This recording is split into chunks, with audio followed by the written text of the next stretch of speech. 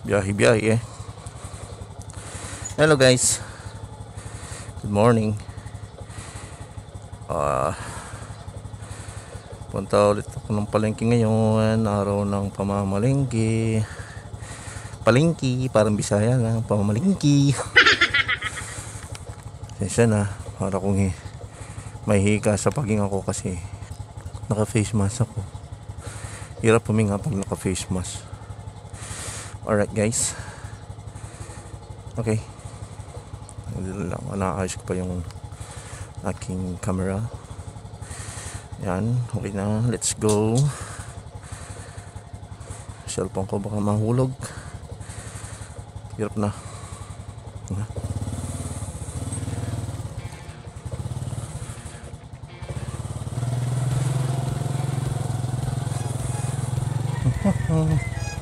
Para talagang hinihiga dito sa face mask na to. Hirap huminga.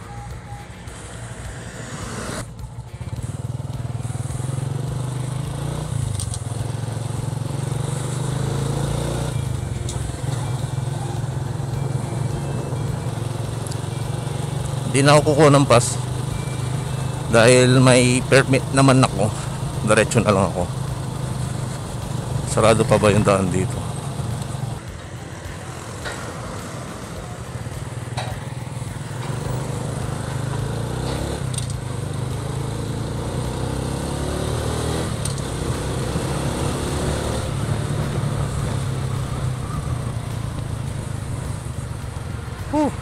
San Roque ang ating daan dahil sarado ang pinto. Sarado yung entrance dito sa may San Juan.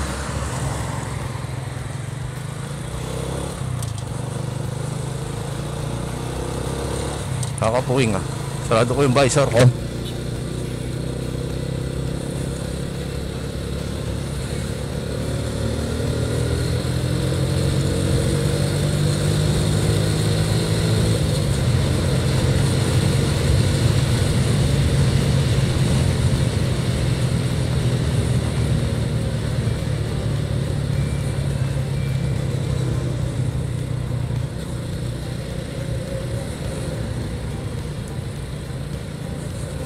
Yan yung daan dito.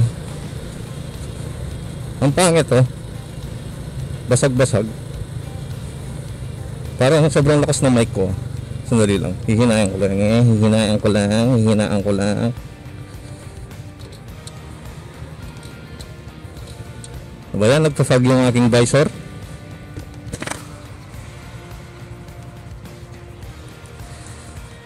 Basag yung boses ng mic ko.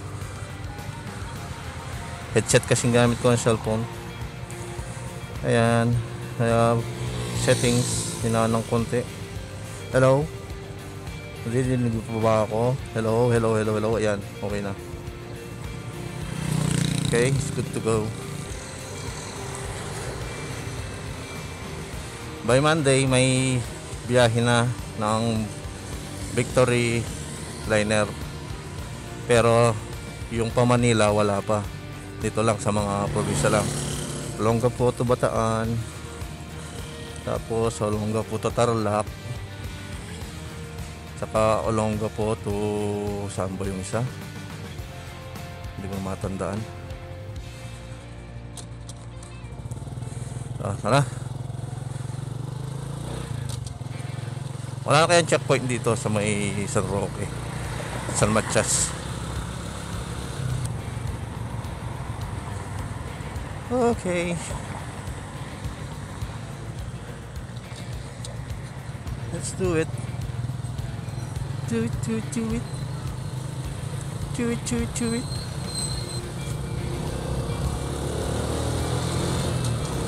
Paano kaya nanguhuli dito?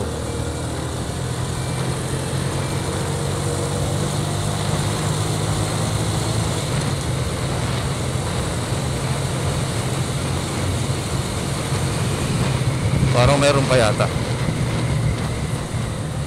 Ano ba yan? Hininahan ko na nga yung microphone. Malakas pa rin. Bakit? Sobrang lakas ba ng mic ko?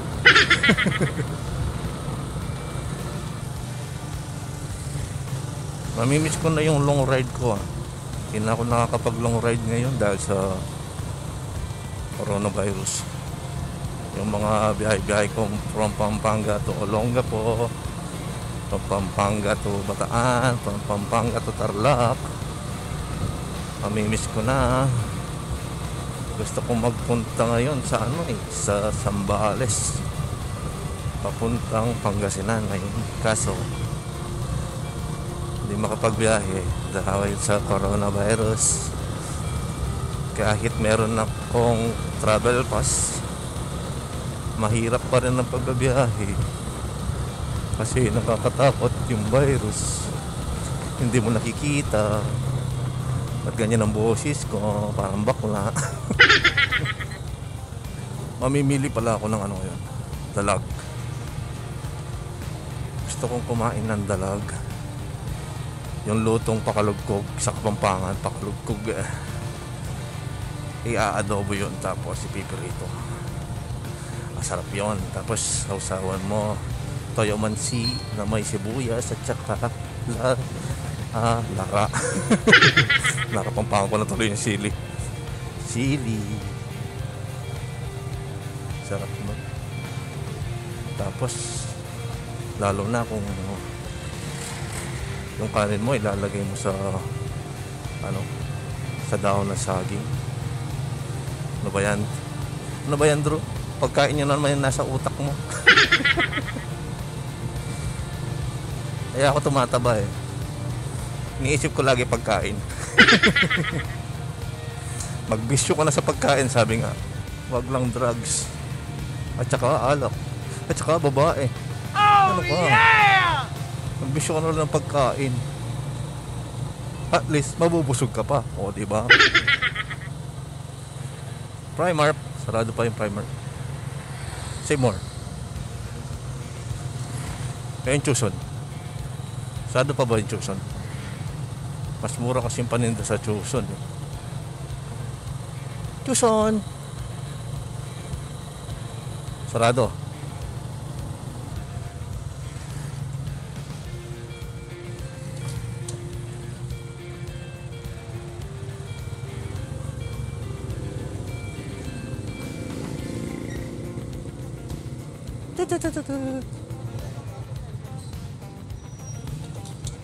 Morning.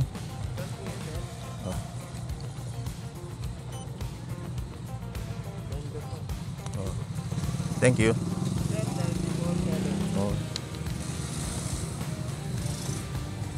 Bawal pa po yung back ride ngayon? Bawal po. Nakita kasi sa highway ang dami naka-back ride eh. Puro naka-back ride, ang dami. Okay, thank you sir.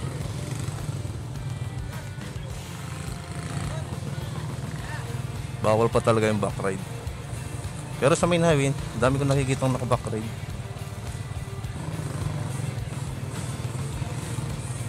Oh, nice. Saan ako dito? Ano kasing parking dito eh.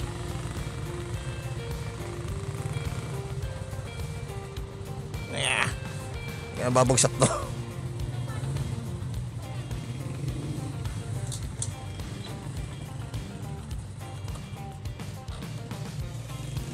Okay guys, shuts down. Mamimili muna ako. Mamaya na lang ulit. Tapos na ako mamili. So, pauwi na ako. Let's go home.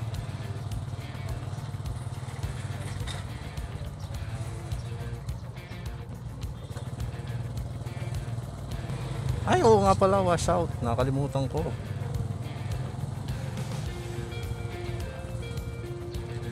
Okay. Tsaka lang. Wala na pala akong pambili. Naubos yung pambili. Yan. Wala tayo sa plaza. Yung munisipyo.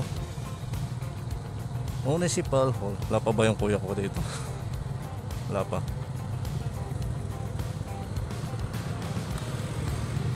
Init. Para kung binuhusan na tubig sa pawis ko. Sobrang init.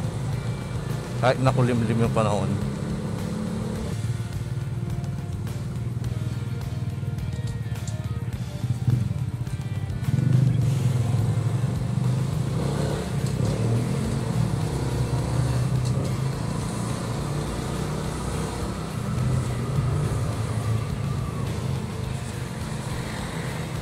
May umahabol sa likod ko.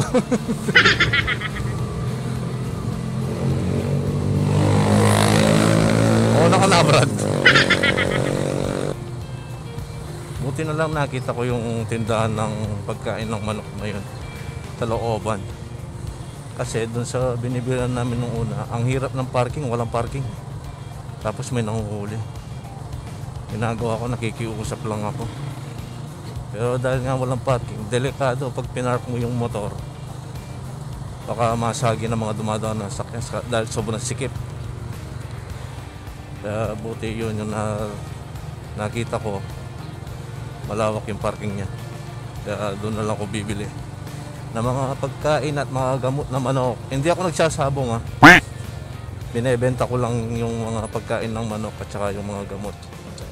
Kasi doon sa lugar namin, halos mga nag-aalaga ng mga sabungan ng manok. Kaya yun, naisipan ko magbenta ng mga pagkain ng manok tsaka mga gamot. Mabili naman. Kaya sana mag-click at para umasenso sa buhay. Bumili akong dalaga yan, no? 1 kilo 150. Ano lang siya, yung mga katamtaman ng laki. Yan, niluluto ng pakalugko, Kapampangan version. Sarap kasi yun eh. I-aadobo mo muna sa bawang, tsaka suka, paminta, asin, betchin, bago ipipirito. Malasa nun. Ano yung ginagawa dito? Tinambakan eh. Dati fish pan yun. Yung tinambakan na. Pantay na sa daan. Dito na tayo sa intersection ng Santa Rita. Choking. Jollibee. 24 hours. Tapos ito, Merida Queen. Tapos sa kabila, Robinson Supermarket. May mga inasal. Tapos sa likod ng Robinson Supermarket na yan, Joma Fair Supermarket.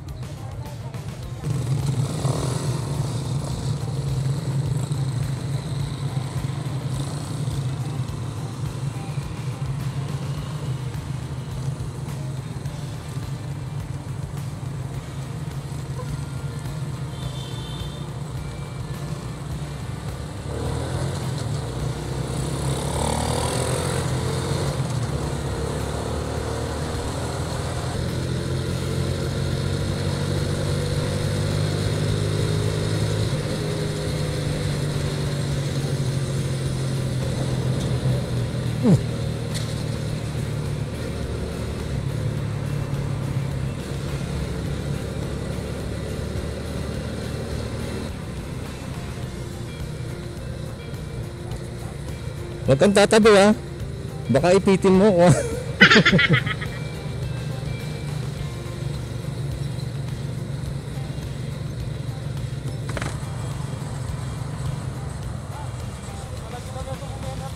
Ha?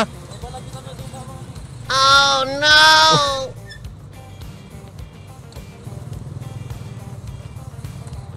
Nahulog! Nahulog! Ayun na sinasabi ko eh. Sana lang hindi sabog. Pag nasumabog yun, patay. Saan kaya? Saan kaya? Saan banda nahulog? Sayang yun.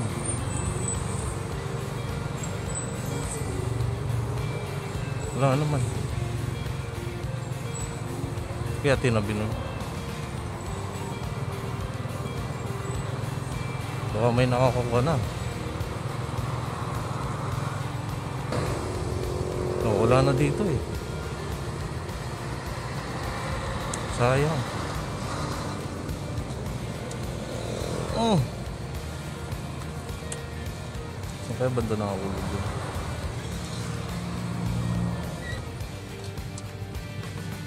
May nakapulot na.